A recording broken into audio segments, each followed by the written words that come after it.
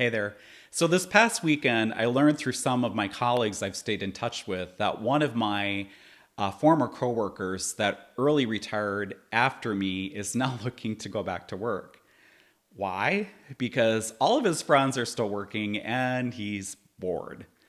I'm actually sort of amazed by this because I retired early shortly before him and just can't imagine being bored or going back to work, back into that stressful job life that I had before versus the freedom and enjoyment I have now.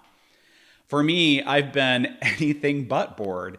Actually, there hasn't been a single day that I've been bored. For me, I think boredom is a choice and not a condition.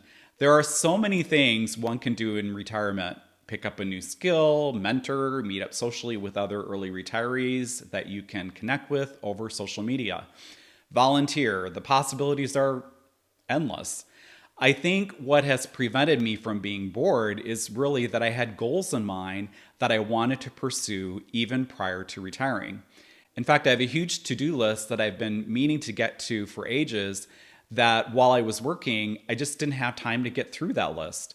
I also wanted to spend more time with my daughter that graduated from high school last year and help her figure out her career, which I've been doing, and we've made a ton of progress there. And she started at a new school a couple of weeks ago and seems to be really liking it.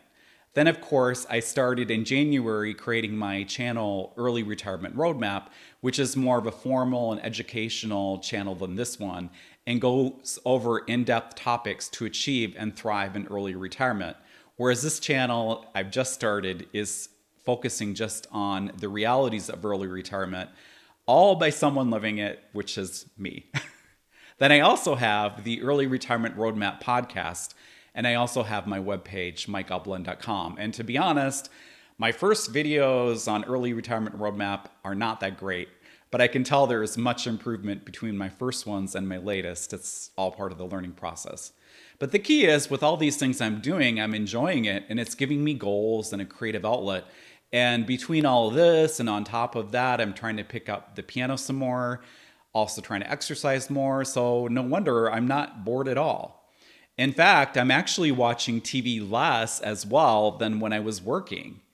Why? Because when I was working, I watched television a lot because I was tired from the stress and intensity of work, and watching television just gave me an escape, which I really don't need anymore because I'm enjoying what I'm doing.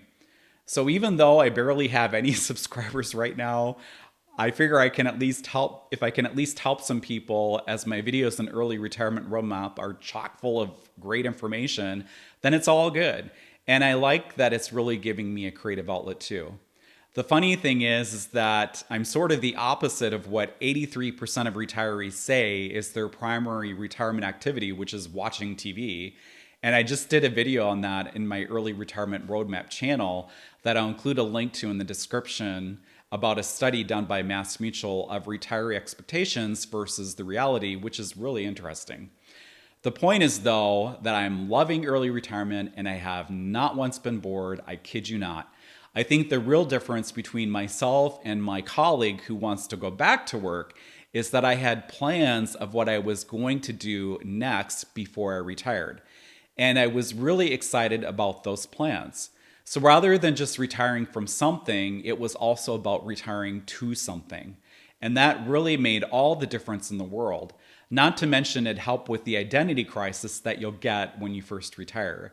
Because the reality is, in the first few days when you retire, you sort of have this little identity crisis.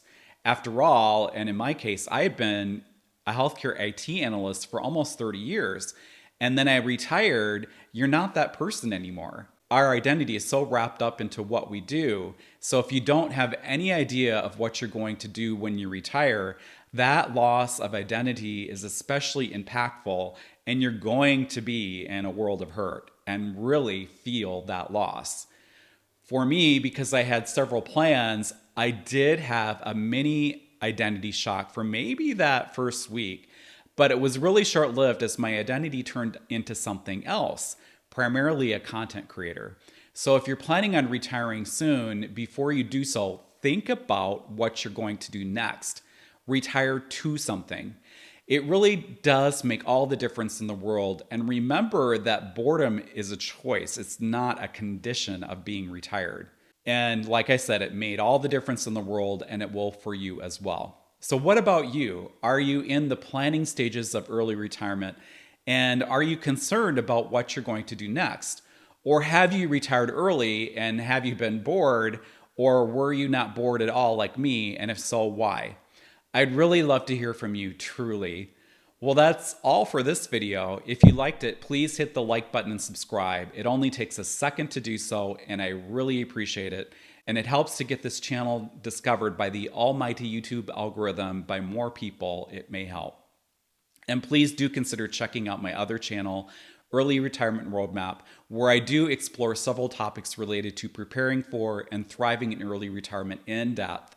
And when you're on the go, it's also available wherever you get your podcasts. Then I also have my website, Mike Upland, that has my media, including my blog. See, I told you I've been busy in this video, and this is why I've never been bored. Until next time, this is Mike Upland, early retiree at age 55. Take care and make the most of today.